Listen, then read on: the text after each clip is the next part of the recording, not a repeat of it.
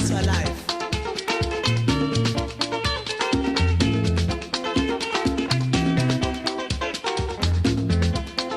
Sweet mother, I no go forget you for the suffer where you suffer for me.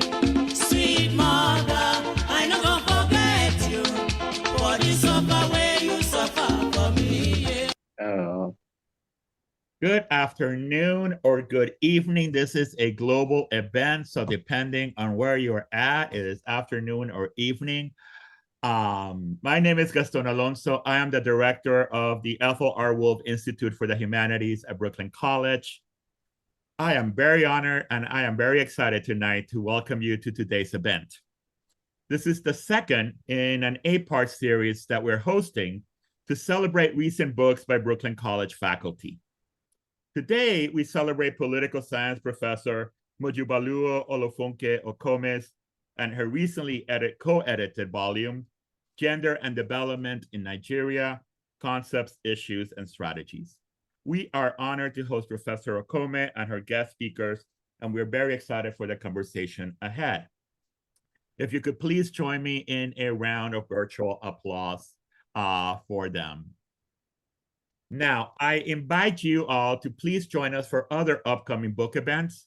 You can find the schedule for them in a link that we will share in the chat. And also, please follow the Wolf Institute on social media to learn more about these events and the rest of our upcoming programming. We will also share that link on the chat. This event is being recorded, and the recording will be hosted at the Wolf Institute YouTube channel. We ask you to please keep your microphones muted throughout the talk, and we will leave time at the end for the audience members to ask questions and to offer comments. And with that, let me introduce Professor Okome, and I should say that she actually asked me to keep it very short. I will say, you know, the breadth and depth of Professor Okome's work is such that we could spend the whole event summarizing it, but she said keep it short. So I will follow her orders and keep it short. Professor Okome is a professor of political science at Brooklyn College from the City University of New York, where we're actually colleagues. She is an international political economist whose regional specialization is the African continent. I want to personally just thank Professor Okome for all the work that you do, both for our department, for our college, for your profession, and for our world. And also to thank you for sharing your work with us here today. And with that, let me turn the microphone over to Professor Okome, who will introduce the rest of today's speakers and lead us in today's discussion.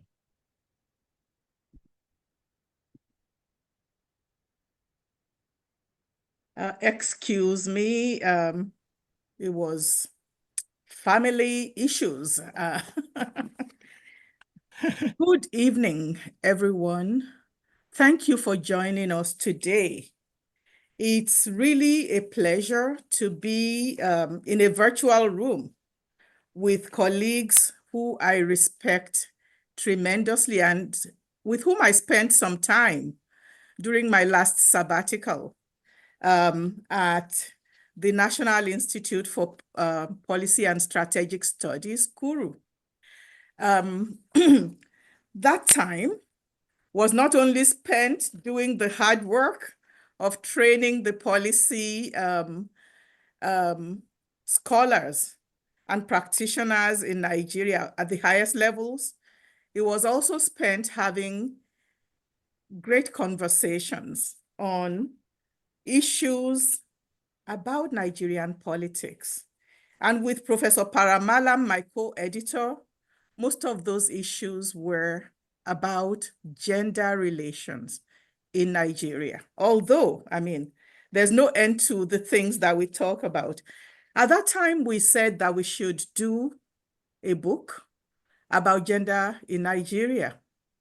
And I guess I have kept my promise to Prof. So we're now done because this is a book of 30 chapters by so many scholars who are at the highest levels in terms of Nigerian intellectuals who engage this subject. So it's just a pleasure to have these two great scholars with me. And I'm going to introduce them. I'm not going to do any justice to their high status, but you just have to forgive me because we don't have as much time. If we had 3 hours, I'd be doing justice. Okay, so these are two distinguished scholars, and I'm going to introduce them in the order of the alphabetical order of their names. I hope everybody can see my screen. So these are two distinguished scholars anyway. Professor Dakas is a senior advocate of Nigeria. That is not a mean feat. That means a person who is at the pinnacle of their career in the legal profession in Nigeria. He's also a professor of law, and he's one of those brave men who also does work on gender, and he's doing it from the right perspective. So please give him a round of applause just for that. Virtual applause. Okay, so I will share this with people. Just realize that Professor Dakas is a professor of law, a senior advocate of Nigeria, and the principal partner of Professor Dakas, CJ Dakas, SAN and Company in, I think, Jos, Nigeria, right? So, you can see a little bit about what he's done. I'm rushing because of the fact that we don't have so much time. But like I said, we'll share this with you. There's also Professor Oluwafumilayo Josephine Paramalam. MNI is important to say because that means the member of the National Institute, over which she is now the Director of Studies. Professor Paramalam is a professor of gender and development consultant, gender justice activist, and a policy and leadership development trainer. I'm not going to say more, but look, here's more, and this is way abbreviated. It could have been like 10, 15 pages. Same for Professor Dakas.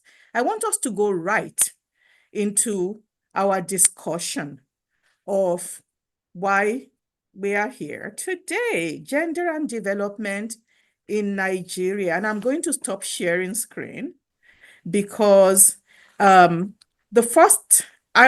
we'll do is to do a question and answer like fireside chat, although it's virtual, but let me tell you a little bit about this book. I'm the one that's going to be asking the questions. So I wrote the preface to the book, and in the preface, I think I expressed what we wanted to accomplish by doing this book, and talk a little bit about what the book is about. So gender studies is a young and dynamic area of intellectual inquiry. This book, Gender and Development in Nigeria, Concepts, Issues, and Strategies a Reader, is an attempt to contribute to the development and production of knowledge in this interdisciplinary field of study. Now, as I said before, Professor Paramalam and I have this urge to write books on gender in Nigeria. And so this co-edited volume we did to commemorate her 60th birthday. She's younger than me, though. And she wanted us to focus on gender and then have a volume that would be useful for students as well as policymakers and scholars of gender in Nigeria, written from an interdisciplinary perspective. And so this is what this book is. So me and her, we discuss a lot, but we debate too. And sometimes, those debates are very hot. I also had conversation with Professor Dakas at NIPS because he and I were, we did this module on some issues in development. I can't really remember now. And so we had a brief conversation. So I'm so glad that I've met him before we actually did this book. So, you know, there are current agitations for the decolonization of the academy. This means that the production of knowledge in the academy should include the documentation, the involvement, the interaction, and analysis of Africa-based scholars who foreground Africa-centered perspectives and intellectual products. Also, the interplay between gender and development in Nigeria and their effects on national development are yet to be exhaustively analyzed. But there's worldwide commitment that all the countries, the United Nations, the so-called international community are saying that they're committed to gender equality. You have these sustainable development goals and all kinds of documents, the Convention on the Elimination of All Forms of Discrimination Against Women, or CEDAW. You have the Beijing Platform of Action, the UN Security Council Resolution on Women, Peace and Security, the Maputo Protocol, which is the African women's human rights document, and even the Nigerian Constitution, which has a clause on non-discrimination.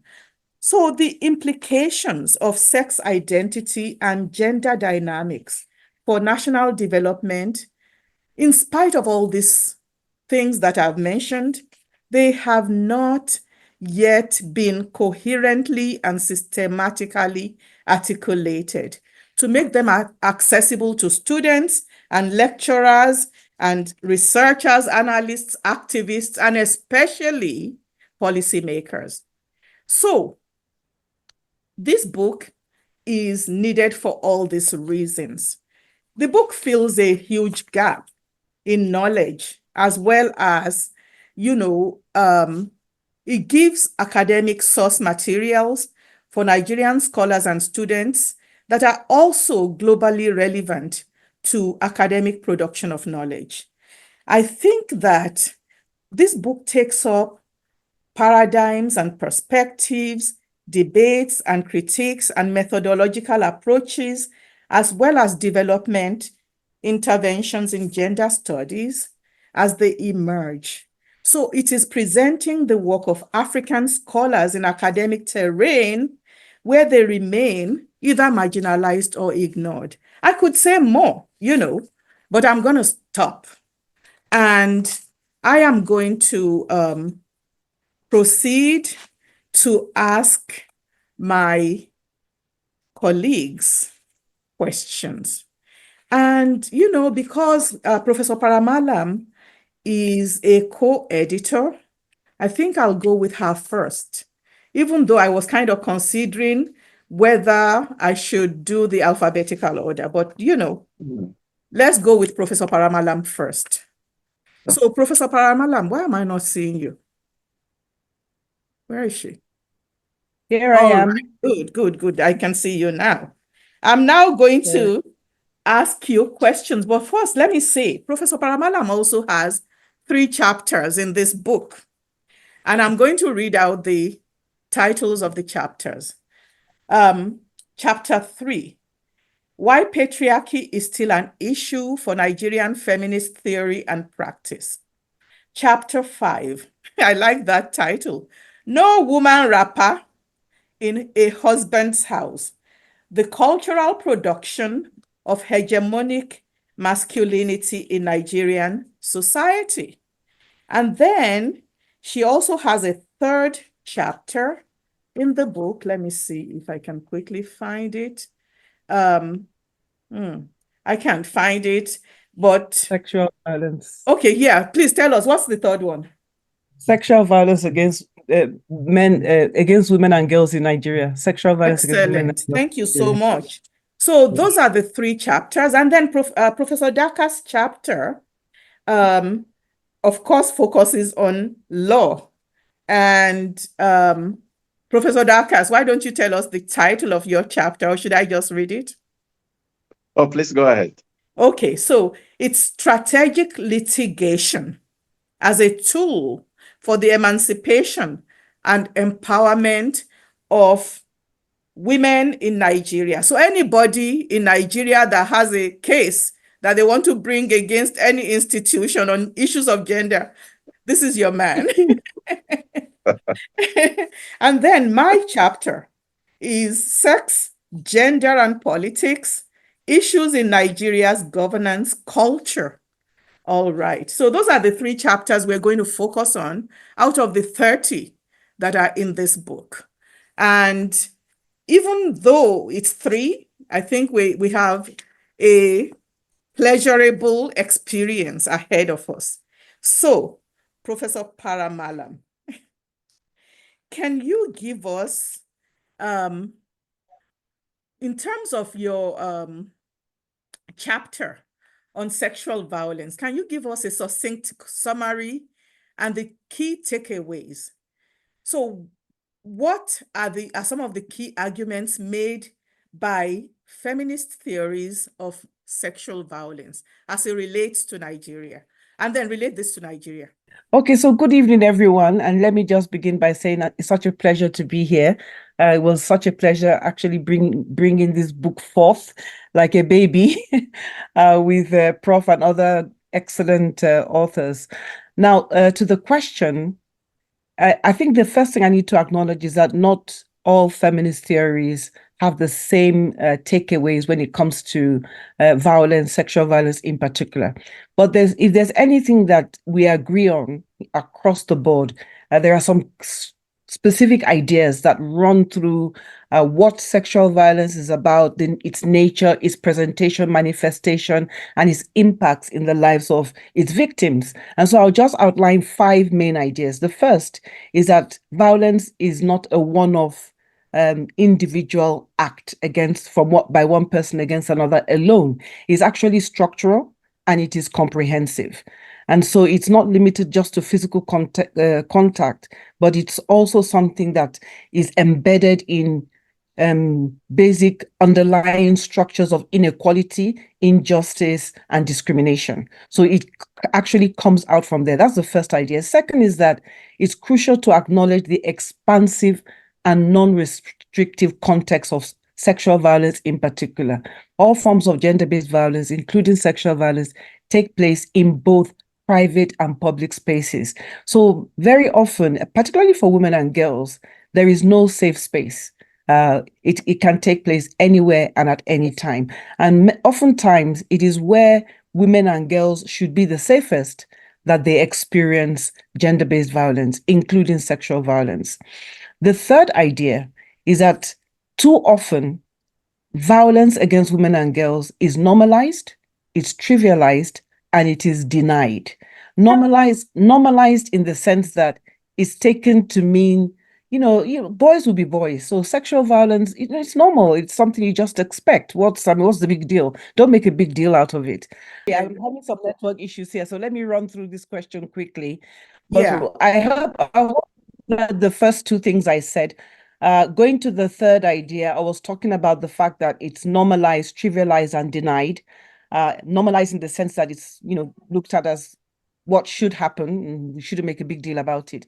Then the fourth idea is that sexual violence is reinforced by blame the victim culture. So victims are often blamed for probably doing something to have caused the violence. They are discouraged from reporting it. And there's a general culture of silencing, shaming, and shunning victims and survivors of violence. And then finally is the radical feminist argument that the personal is political. Sexual violence is a political weapon, is an instrument of control and of warfare. And this is highly demonstrated in the Boko Haram, the insurgent terrorist attacks on women and girls. For example, the Chibok girls who were abducted, the Dapchi girls, and so many other girls who have become instruments of servitude and sexual slavery. And this is showing sexual violence as an instrument of warfare and an instrument of control. I think I'll stop there.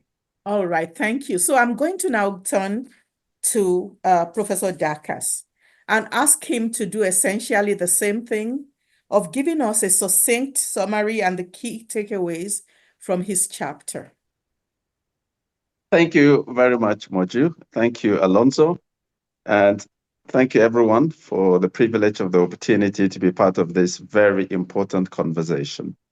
My chapter addresses strategic litigation, which is a strategy that is at the heart, in my view, as a lawyer, of advancing the rights of women, not only in Nigeria, but all over the world.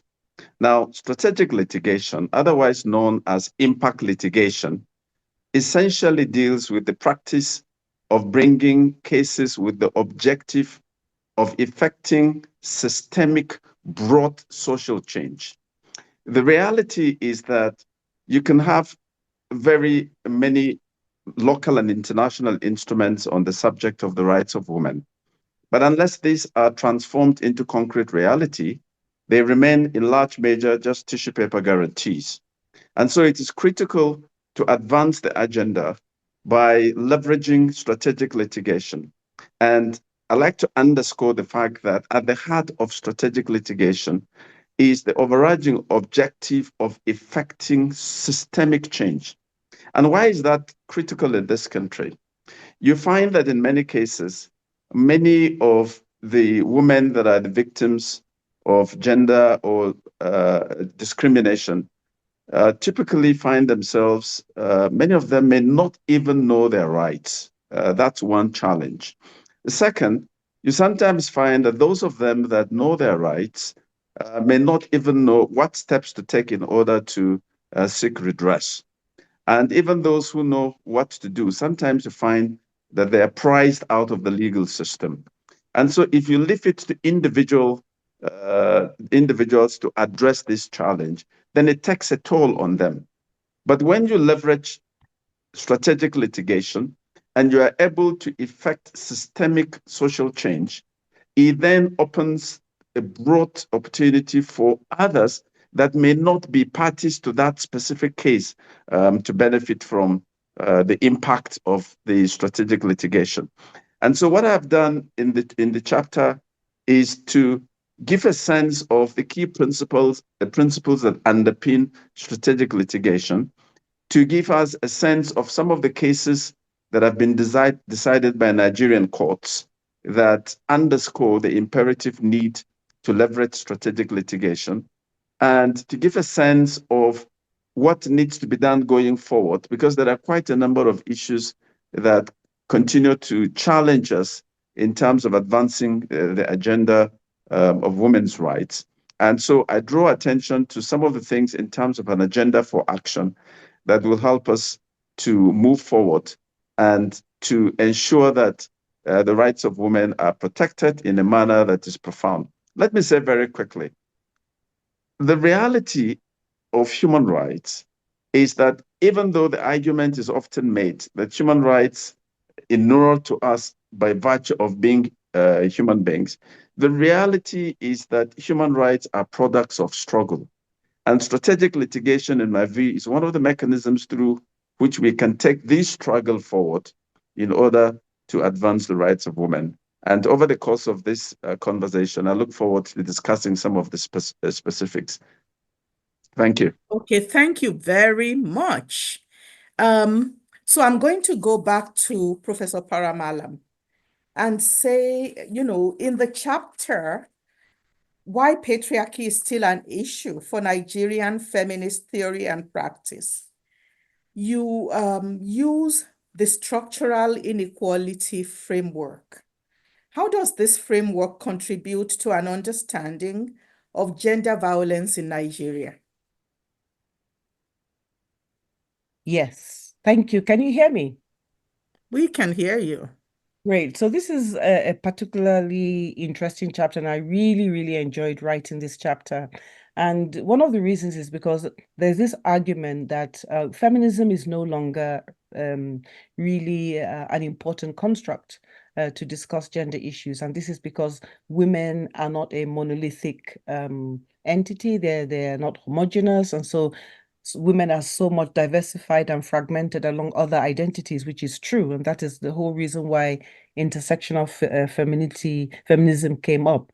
But my argument in this chapter is that in actual fact, feminism is still very much a valid construct, and it's simply because of the structural inequality that women across the country, regardless of their cultural, their economic or socioeconomic or whatever other things that differentiate them, still experience inequality simply because they are female. And that actually applies to women across the world and not even just Nigeria. But in Nigeria specifically, structural inequality presents itself in the sense of having different categories of violent structures. And this was derived from the thinking of Johann Galtung when he spoke about structural violence. And that was amplified by Paul Farmer. And what are they saying in essence?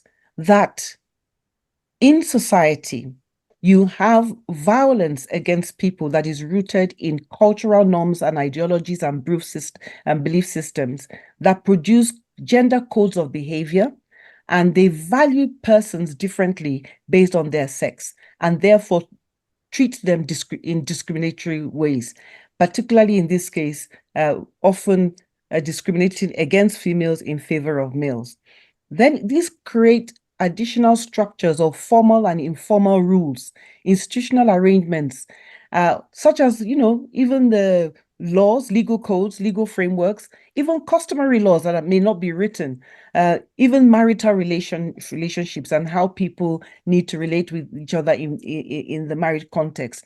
These are informal or formal institutional arrangements that condition the type of behavior and the type of ways people are treated in society.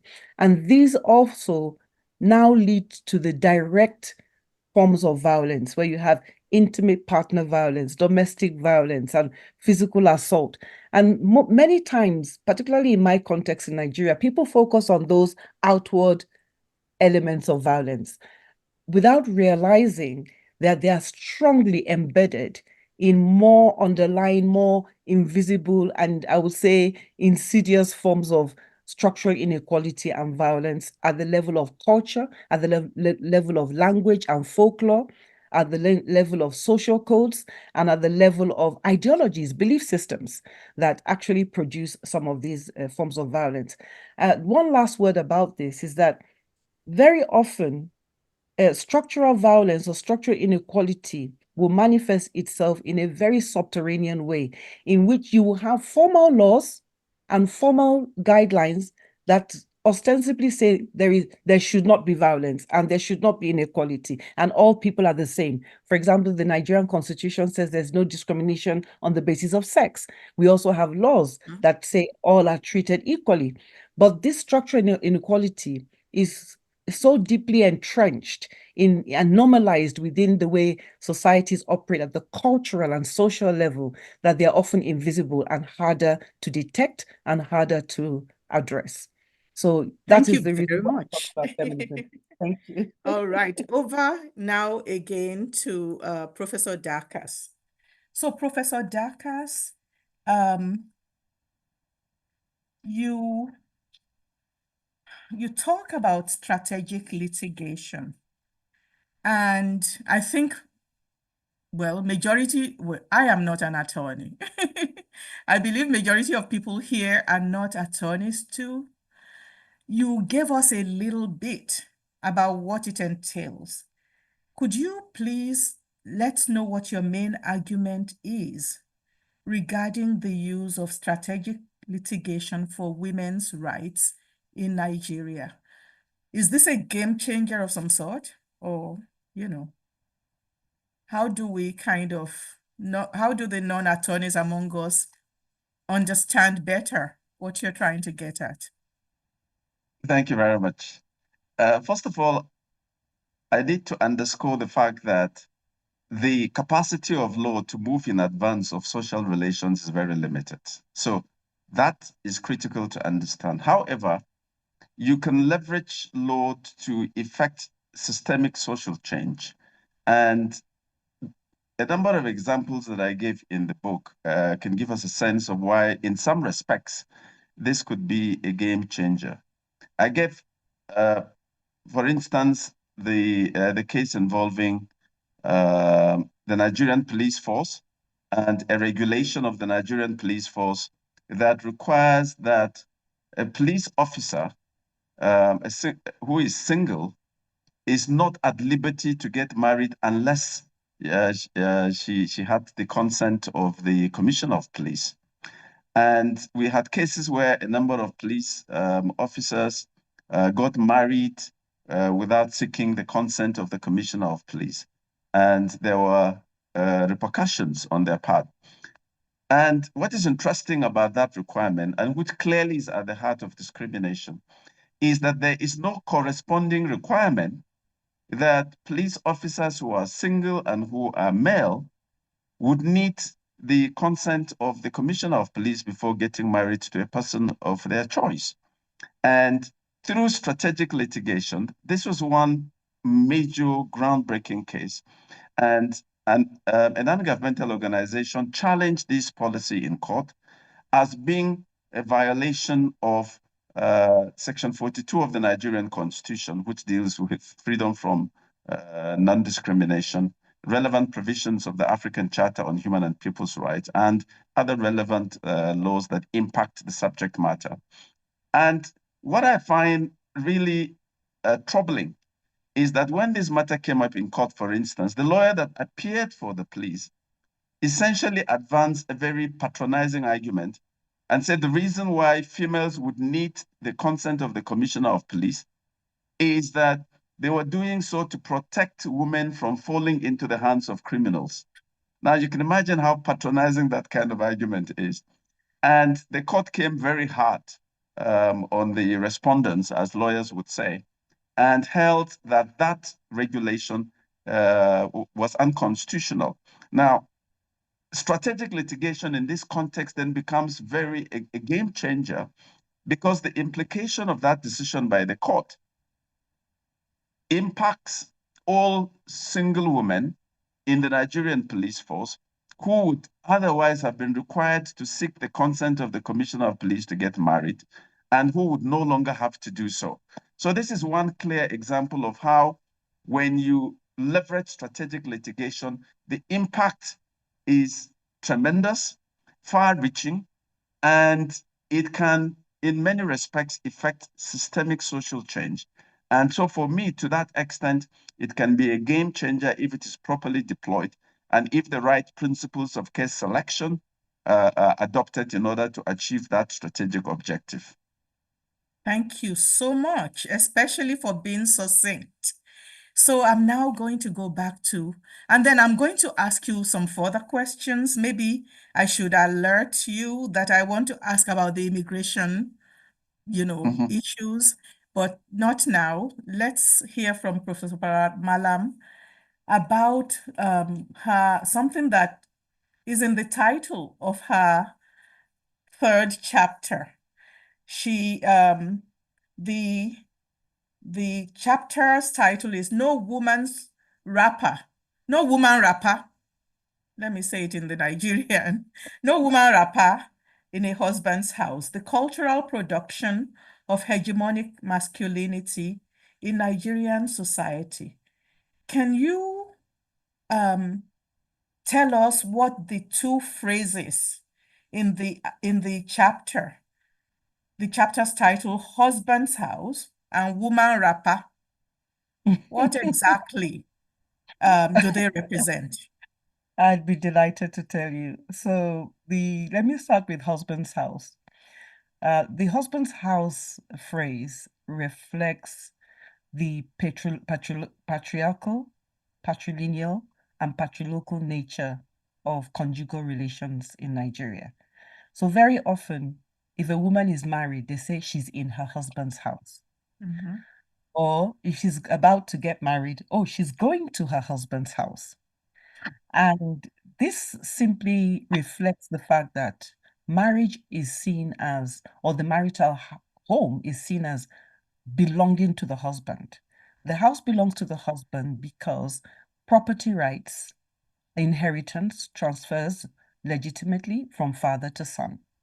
It's all about son preference and the fact that the man is socially constructed, culturally constructed to be the one in charge of the home and of the household in the sense of being the dominant power. So it's about the distribution of power between husbands and wives. Now, closely related to husband's house is the sense that if it is the husband's house, then he's king of his castle. And therefore, he should not be a woman rapper, which means he should not be henpecked. He should not be somebody who is dictated to by his wife. He shouldn't be under her thumb or under her dictates. He should be in control and be seen to be in control. And so any allusion or any sense of appearance that, oh, this man is under the control of his wife will earn him the title woman rapper, which every Nigerian man, every Nigerian man who is worthy of the title Nigerian man abhors and fears such a title. On another note is also the word, the phrase husband house also marks the trajectory of a woman, Nigerian woman's life. She moves from her father's house to her husband's house, to her son's house in old age if her husband dies. So she's constantly a tenant in transition under the tutelage of one male or the other, be it her father, her husband, or her son. That's the meaning. Okay, thank you. So women don't move to their daughters' houses? So in the reality, my mother right now is in my house. But in the reality, is it really my house or is it my husband's house? That is the issue. So whether even if she's with you, your husband is still the authority over you. So, but of course, in the modernization of life, you find that in reality, this has changed a lot. But culturally, we still live under that notion of moving from from father to husband to son's house. Thank you.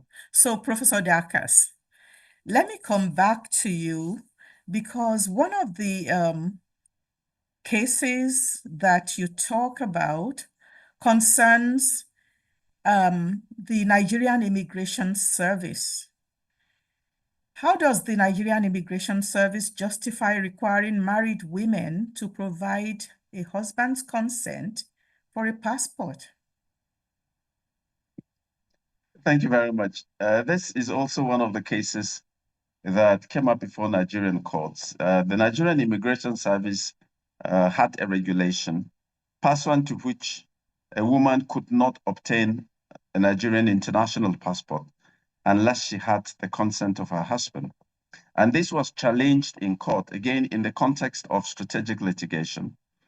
And when the matter came up in court, the counsel that appeared for the Nigerian Immigration Service advanced arguments that frankly are very bizarre. In response to the suit, the counsel or the lawyer to the Nigerian Immigration Service argued that women are treated along with children as minors who would require the consent of their parents or the consent of their husbands before they obtain an international passport. The argument is rooted in the patriarchal character of very many societies in this country. And there is a sense in which this is at the heart of challenging the agency of women. And thankfully, again, the courts came very hard on this matter, declared that because there was no corresponding requirement that a man would need the consent of his wife before obtaining an international passport, that this, again, was unconstitutional. And so the implication is that that regulation having been invalidated, it means that a woman is no longer required to seek the consent of her husband. Incidentally, just a few weeks ago, the Nigerian agency with responsibility for addressing the scourge of drug, NDLEA, actually also had a policy that essentially required that you could not even process a visa because there is a requirement that you will need some document from the drug law enforcement agency to process visa to certain countries.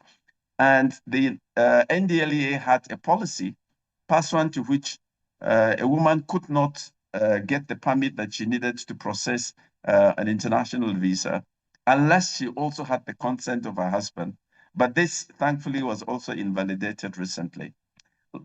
Let me just very quickly, and I think to reinforce part of the points made by Funmi in the course of our engagement, there's an interesting but very sad case that involved a widow in this country.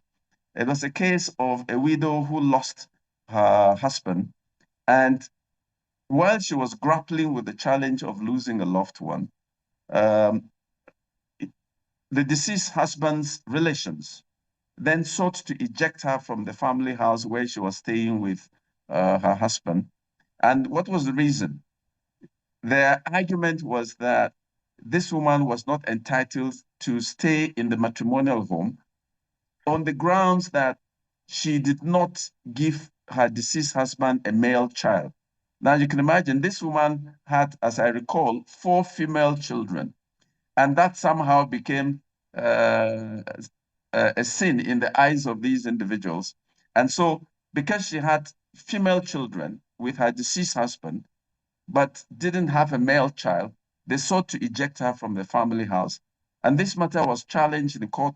It went all the way from the High Court to the Court of Appeal and to the Supreme Court, which is the court of last resort in Nigeria. And thankfully, the court again declared that any law, in this case, a customary law, that sought to render a woman ineligible to inherit her deceased husband for no other reason than the very bizarre argument that she didn't give birth to male children, which in any event, I would imagine that science tells us that the men play a lot more role in determining the sex of a baby than the women do. But somehow, in that cultural setting, they took the view that this was the woman's fault. But I'm delighted that that groundbreaking decision by the Supreme Court, it's indeed, I would say, to use your words again, a game changer. So even women who are otherwise not party to the matter before the court are then able to leverage that. In law, you now have that precedent, and a decision given by the court of last resort then will help, in my view, in a very profound way to address the plight of widows that often find themselves in these very difficult situations. Thank you so much. Okay, so I'm going to tell people a little bit about my chapter. My chapter is titled Sex, Gender and Politics, Issues in Nigeria's Governance Culture. So I use the framework of structural violence, and the chapter goes into an examination of the ways in which structural violence affects women in Nigeria.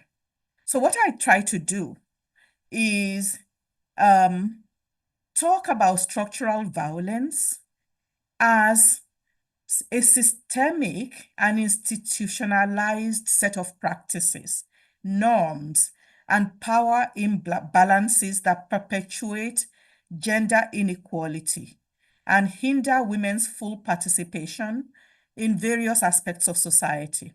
And it tends to be sometimes very subliminal, so that it's very hard to pin down and often leads to a situation where people, like Professor Paramalam says, blame the victim because it's your own fault. Nobody is holding you down, and you're just, maybe you did something, maybe you are just clueless or whatever.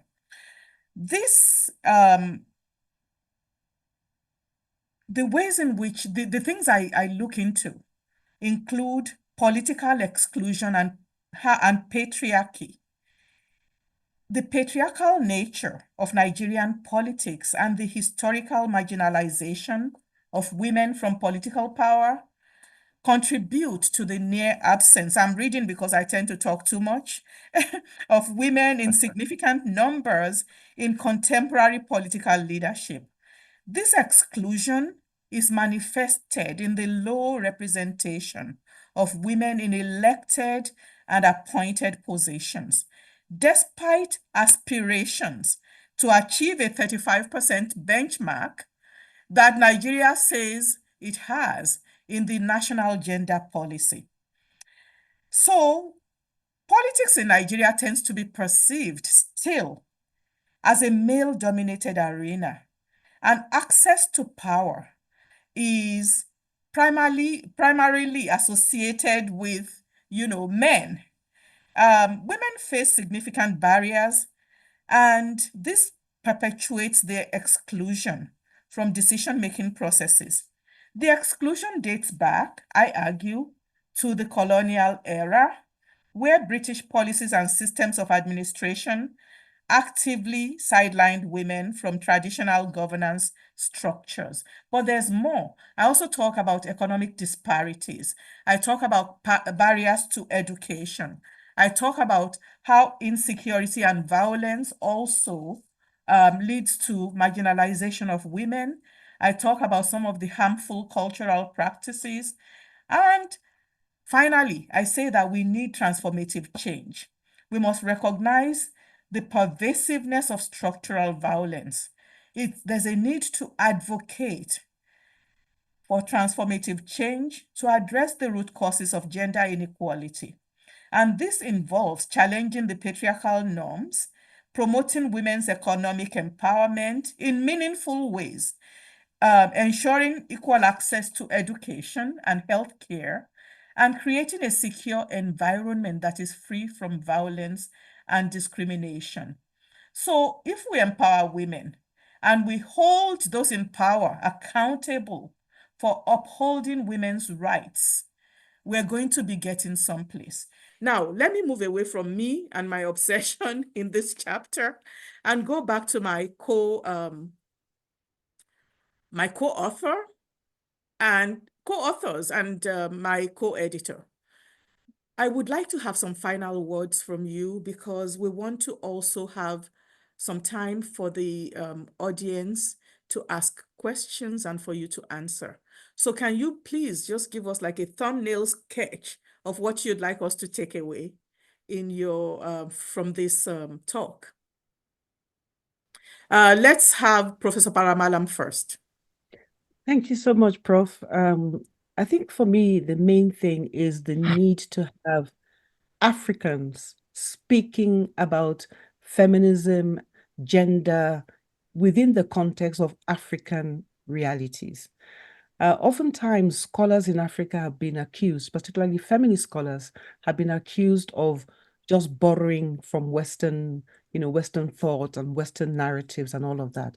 And this book really brings home the real, not just real life stories, but scholarly discourses in the context of African Nigerian realities, both historically and in contemporary times, and looks forward again to envision a better society with men and women working together in partnership. So I think it makes a great read, not just for schools and colleges, but also for development practitioners, public policy workers, and people who generally want to get a sense of what gender and feminism is all about and planning for change within that context. Thank you very much. Thank you. Now, Professor Dakas. Thank you very much, Moju. I'd like to just reinforce the point I made earlier about the fact that ultimately human rights are products of struggle. And if we appreciate this prism, then it helps us in terms of the strategies that we not only articulate, but we also take concrete action in respect of in order to advance the rights of women. It's very clear from this book that gender questions are multidisciplinary. And I'm delighted that we've had the privilege of the opportunity to engage with scholars across the broad spectrum of disciplines. And the responsibility of advancing the rights of women is not just the responsibility of women. We, all of us, have that responsibility, because if women's rights are respected, if women's rights are promoted, women's rights are defended, I believe that it's the responsibility of all of us and the benefit inures to all of us. And so at the heart of this is not just a women issue, it is a human issue. and we all have a responsibility to ensure that we play our respective roles in our own little corners in order to make the difference. And it may well be that, as is the case with a relay, we're able to make the kind of progress that moves the agenda forward. And I hope that this book contributes to achieving that objective. Thank you. Okay, thank you very much. So, I think that what I'd like people to take away is that part of what we say in the concept note for this book, that Nigeria has a huge population, right? Over 200 million people. And we have over 250 ethnic groups. That Nigeria has a large knowledge base to draw from for contextually relevant gender theory and practice. And that there are Nigerian scholars who are quite, they're at the top of their game. Their voices are not heard enough because, there's a politics to the production of knowledge that privileges voices from the global north and marginalizes voices from the global south, particularly African voices. So one of the things that I think I'm so proud of is that this book was done and that it was published in Nigeria. Majority of my books are not affordable in Nigeria because they're published here. So there's need to publish more in Nigeria. There's need to publish more Nigerian scholars, and there's need to engage Nigerian society as terrain from which we can learn and build theories that are relevant to our realities. So thank you very much, everyone. I think we can now have Q&A from the audience, but there's a lot, and then there are, I think I'm willing to share my chapter, and I think my co-authors might be willing to share theirs too. If they are, that's like 5 chapters out of the 30. Because Absolutely. people are, eager to read this stuff. Okay. So, Professor Alonso, do you want to handle the Q&A? Yes. So thank you so much for that. Thank you. It is this is important work. It is vital work. And so thank you so much for your contributions and for sharing with us. We're now open for questions from the audience. So please use the icon at the bottom to raise your hands. And then we will unmute the speakers one at a time. And thank you so much. I think some of the questions are, where can people get the book? Well, that is a fantastic question because it means people want to read the work because your presentations were so, thoughtful and vital for the questions around gender equality, both in Nigeria and globally. So any hands up, any questions, comments, doesn't have to be a question, any responses?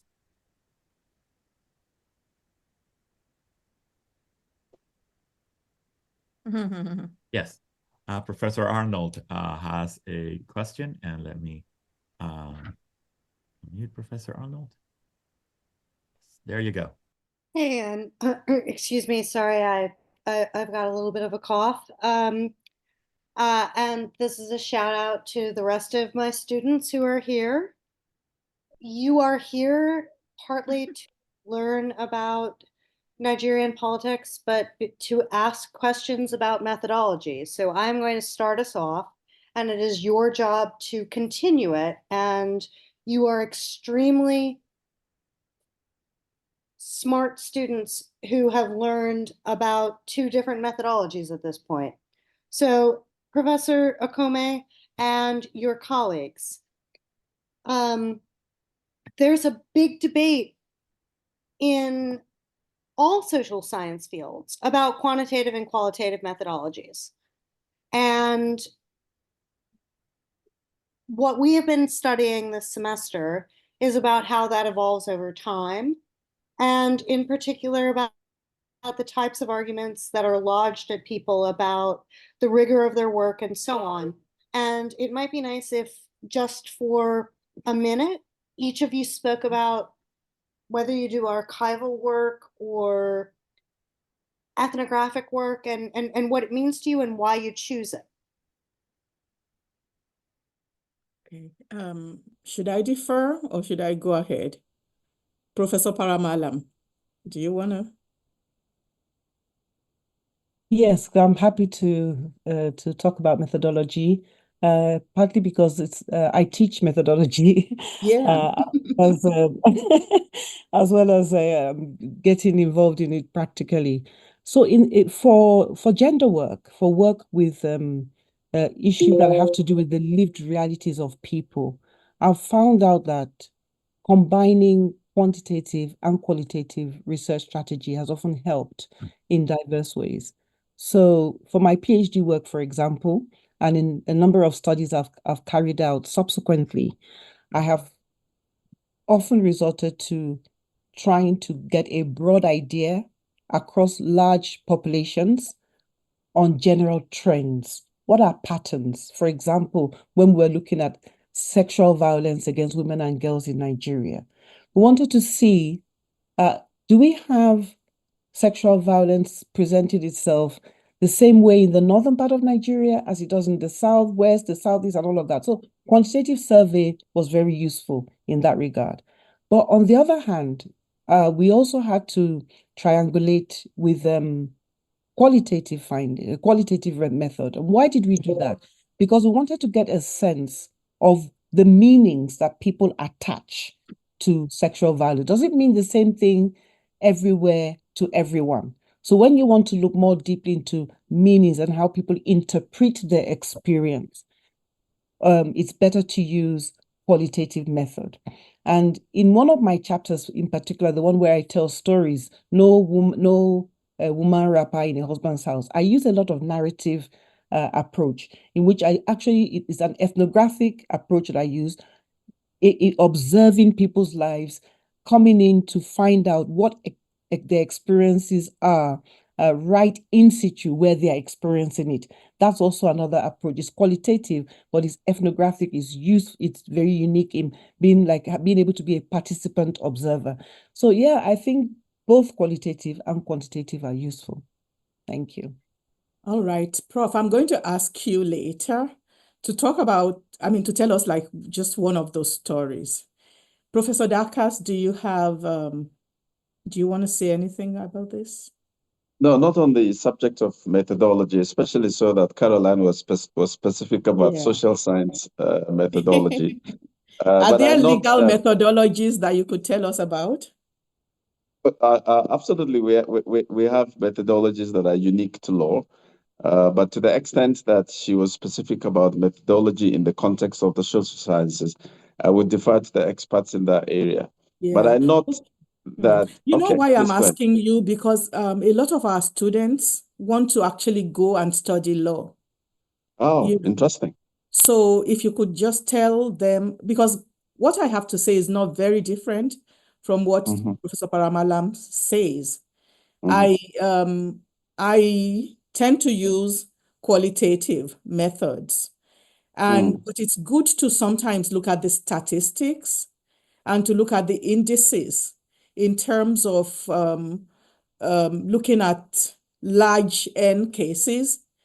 But I don't think so I'm not a quantitative person, and I don't think you can do good analysis on people's lived experiences in a contextualized way by churning out numbers.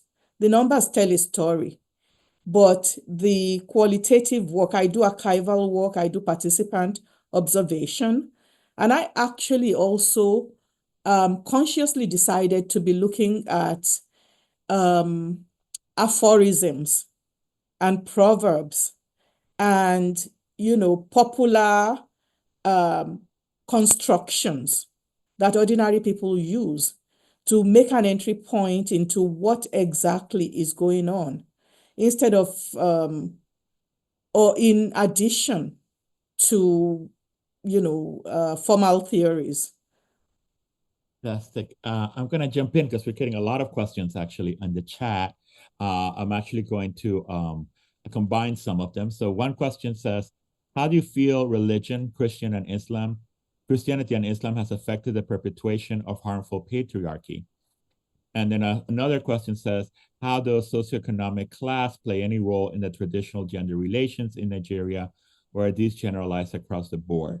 So questions about both how religion and socioeconomic class influence gender relations in Nigeria. We'll go to that question, and then there's a whole bunch of others. All right. Can we just hear a little bit about the legal theory and then we can... Okay. So religion, anyway, is a big menace. But yeah, Professor Dakas. In my experience and engagement, not only with scholars, but also with the lived experiences of women, religion, sadly, both Islam and Christianity and African traditional religion, frankly, in terms of how they are interpreted, they're interpreted in some respects, now clearly not in all respects. They're interpreted in such manner as to subjugate the rights of women. And I think that is very prevalent. But that's not to say that the religious text in itself is necessarily the problem. Yes, in some respects, you would find some religious texts that clearly have implications for gender rights, not only in Nigeria, but all over the world.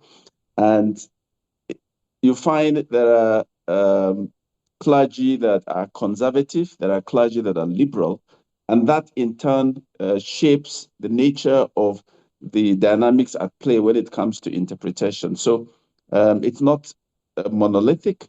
I think it's often in large measure informed by whether the clergy is conservative or liberal, or in fact, whether that individual is even well informed. Very many of these individuals don't even have any systemic training. They simply tell you that they received a message from God to go into the field.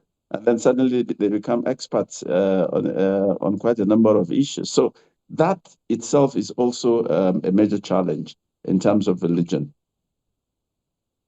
Okay. I think Professor Paramalam has something to say. I said religion is a menace. And that's because religion tends to be used as a way of domesticating and disciplining women. But if you look in the texts for both Islam and Christianity, and you look at like Oduifa and the philosophical foundations of African indigenous religions, you also find some indication that there should be equality, that there should be no oppression, that men and women are created equal. But those things tend to be driven into the background in favor of patriarchal understandings and interpretations and norms. Professor Paramalam. Thank you very much. So I just want to refer to a piece of research I did a couple of years ago that had to do with interrogating religion specifically in terms of its role in gender and development. And we found the role of religion to be highly ambiguous. Ambiguous in the sense that, yes, it is true that in many instances, depending on the way it's interpreted, especially if you have an ultra-patriarchal conservative interpretation of religious texts, then you find that being highly oppressive. But in other instances, we found it was religion, for example, in Anambra State, that drove Catholic women, Christian women to come together to fight against harmful widowhood rights. And it was religion that they were able to use to mobilize the support of religious leaders against harmful traditional rights.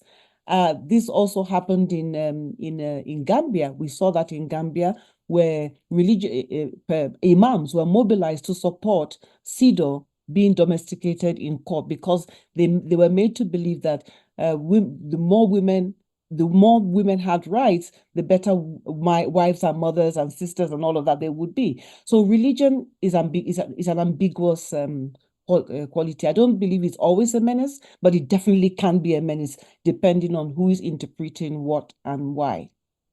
Okay. So I'm going to jump to a couple of other questions. I'm going to combine them as well. Nicholas asks, since the personal is political, do either the speakers have experience of re-examining their own perspectives as they've come into their respective field? How can students interested in gender and development challenge themselves to recognize these invisible systemic narratives? And then Cindy asks, how was your personal experience as a participant observer in the qualitative part of the research? Ethnographic work is introspective as identity and background of the observer matters when interacting with others. So if you got either all of you or one of you wants to take those questions on. I'm happy to take the first one that talks about the personal being political and, having to re-examine one's own perspectives. And absolutely, it's a constant self-reflexive journey, especially when you're doing gender work. I call it gender work because it's work both in public and private spaces. And you're constantly asking yourself if there's a contradiction between what you teach and what you practice. That's a space you constantly find yourself as somebody engaging with the issues intellectually. And then you have to also find out whether you're living them out in your own practical life, your own practical daily experience. So there's that constant self-examination and refining what you believe, what you know, what you understand about the issues. What I have found to be very useful in my life is being able to communicate with my significant others about the issues that I'm grappling with in my work and bringing them back to discuss them with those significant others. And it's been a growing and a learning experience in that context. The second thing I found very useful, at a certain point in time, I decided not to just be a scholar in the ivory tower, but to also become a social activist and to set up an NGO that actually works with women who are victims and survivors of violence. That also became a meeting point between the personal and the political. Anyone else want to tackle the issues raised by those questions? I tend to not only theorize about gender equality, it's how I live my life, but when I'm in the research field, the reflexivity that I practice is not to let my own biases interfere with hearing and taking seriously the responses of research subjects. So for example, I'm still not finished with this work on gender, power, and leadership in the African Initiated Church. And, my research field at these churches where women are not allowed to lead service. They're not allowed to enter into the church when they're menstruating or right after childbirth. And if you have a boy, you stay away for a shorter period of time than if you have a girl, when you stay away for double the time that the people who have a boy stay away from.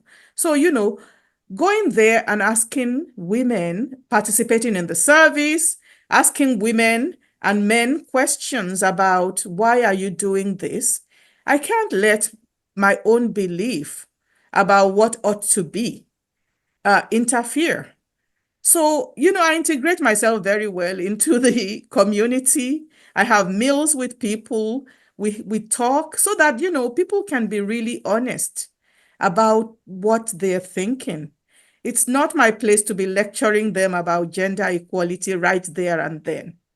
Now, after the research is finished and, it's another space we can talk about my hang-ups, it's important to be able to listen and then to take seriously what research subjects are saying and to not let one's own judgments interfere into, the interactions. And then when I finish, I share my research with my subjects, and sometimes they're very angry, like you are presenting us in bad light or whatever, because I think when people see another person's perspective, so I say, okay, this is what the belief is, and this is what the Bible says, and this is my own analysis of things. They don't agree with my analysis, and that's okay too, but I really accurately present what they say and take it very seriously. Professor Dacus, any comment to that, or should I jump to the last question? If we're moving to the last questions, please do. Okay. So there's a couple of questions that are also related from one of our audience members, particularly within the sphere of education and African scholarship. What are your visions for engaged and proactive gender discussions and deconstructions of subterraneous and subliminal norms? The intergenerational aspect of gender equality discourse is something I believe is crucial to deconstructing structural inequality. Students are vital agents of change. I would love to hear your thoughts on how this can be tackled in contemporary academic settings. Furthermore, what are your thoughts, wishes, and observations regarding the status of women in African academic spaces? Prof, you want to deal with that? Which of the profs? Well, either prof, okay, because we are out of time, so chop. Okay, quickly. That's a loaded question, but it's a really excellent question, and I think it's a question that demands a lot of thought. One of the things that I try to do in teaching and in training, because I do run gender workshops as well, is to bring out some practical exercises that challenge people to challenge their own assumptions, including mine. So what assumptions are you bringing to the table?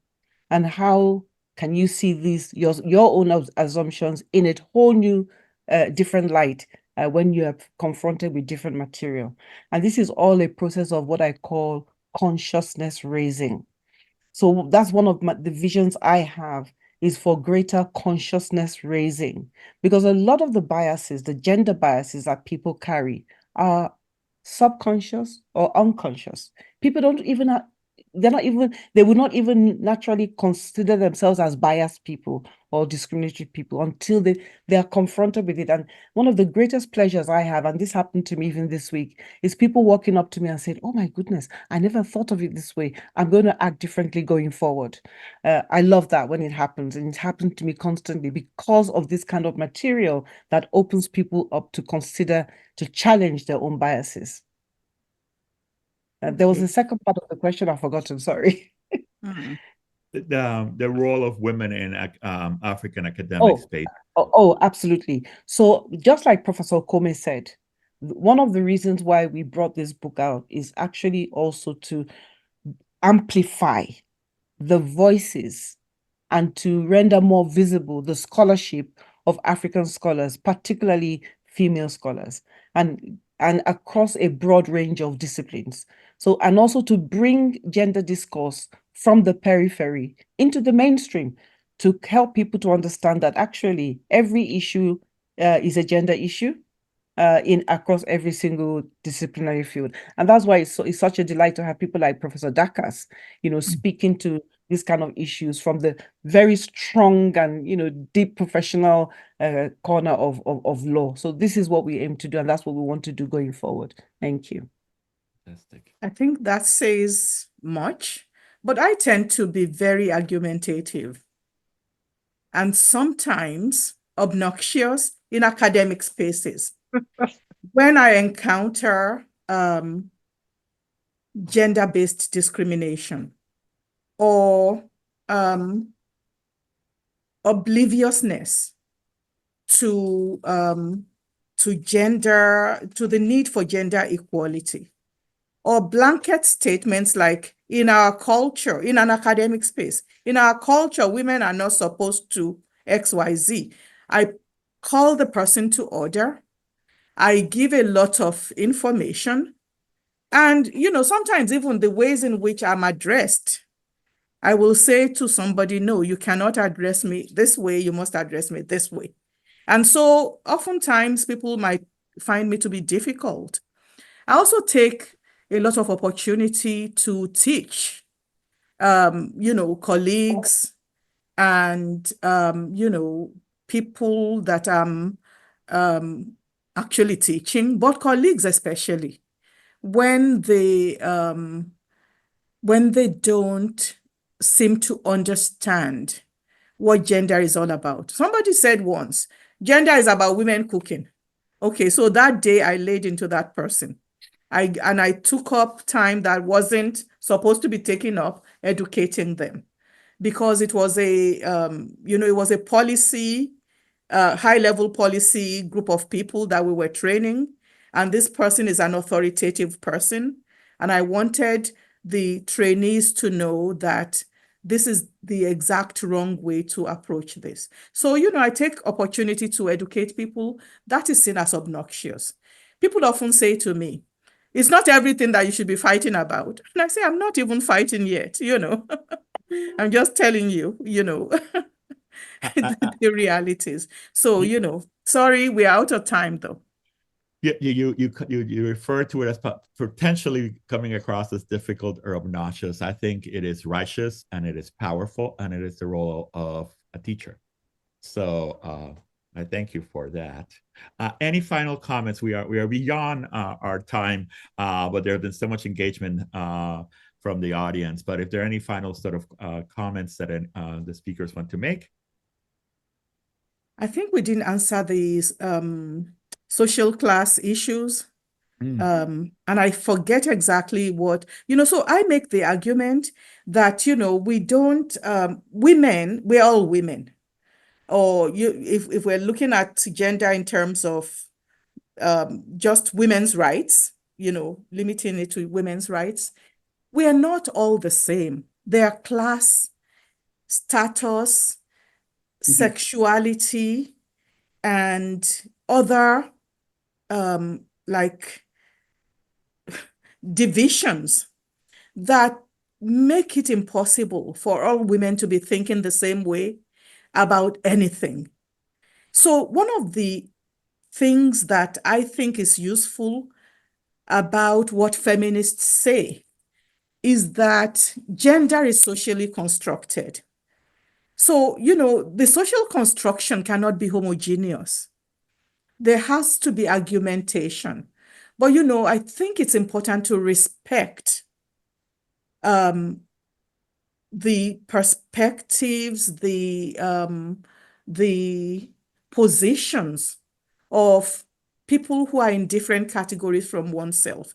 Also, educated and wealthy people tend to exercise more power in terms of having voice, having the right language, being in the right circles to influence what happens in society. And people who don't have Western education and who don't have the high status, who don't have the class position, do not necessarily, their opinions are not taken as seriously. So for me, this is something that I hope that will be working to dismantle all kinds of discrimination, even among women. And we claim sisterhood, there are hierarchies that we need to dismantle. Thank you for that, Professor Okome. And we are beyond our time, but I do want to take a quick moment to thank the audience. Thank you for joining us. Thank you for your engagement. Thank you for the questions. Thank you for coming together to build community by learning together. And to the speakers, I want to thank you for sharing your work, your smarts, your insight, your wit. And once again, congratulations on this indispensable book, this indispensable intervention that you have collectively made. So thank you so much for being here, and thank you for the gift that is this book. Thank you. Thank you very much. Thank you very much. And thank you for the having us. questions. People Yeah. can email me, here's my email. And I would be happy to answer all these questions more thoughtfully, not in a hurried way. So thank you. Thank you, everyone. Thank you so much, Gaston. Thank you for Professor Okome. Thank you, Professor Dakas, and the audience. It's been really nice to have you be with you this evening. Very grateful. Thank you. Bye. Thank you very And much. thank you for My great staying up pleasure. till midnight and past. This is way past Thank you very midnight Yes. in Nigeria. Thank Thank you. you. We really appreciate it.